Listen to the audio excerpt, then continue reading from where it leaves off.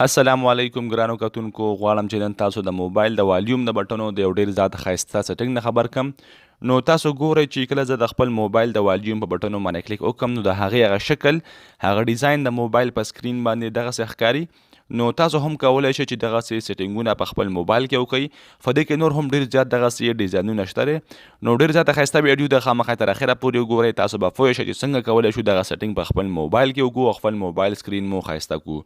او که ویډیو مو خوښه شوه نو خامخا یو لایک ورکړئ او داسې ښایسته ښایسته ویډیوګانو لپاره زموږ چینل سبسکرايب کړئ چې زموږ هره ویډیو تاسو ته در ورسیږي. نو راځئ ګورو چې دغه سیټینګ څنګه په خپل موبایل کې وکړو.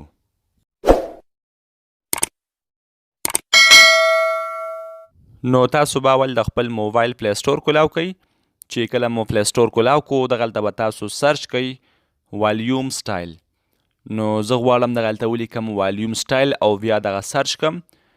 نو تاسو ګورئ چې دغلته ما واليوم سټایل ولیکو دغه بیا تاسو سرچ کوئ.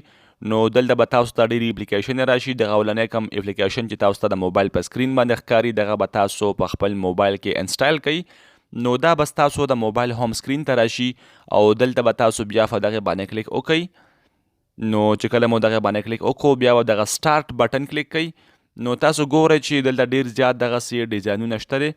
نو تاسو ګورئ ما دغه یو ډیزاین د موبایل هوم سکرین باندې پرېښی. نو په دې کې لاندې چې تاسو راشئ دې کې نور هم دغسې ډیر زیات سټایلونه به تاسو ووینئ. نو تاسو کولی شئ دغه ټول نه یو په خپل موبایل سکرین باندې پرېږدئ.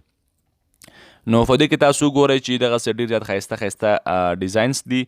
نو دغه کې وینډو 10 هم ډیزاین شته دی او بل داسې آیفون هم شته او لاندې یو بل چې هغه ایموجي دی تاسو ګورئ چې دغه یو ډېر زیات ښایسته ډیزاین دی. نو تاسو به سیمپل په دغې باندې کلیک وکړئ نو دا به هم ستاسو د موبایل هوم سکرین ته راشي.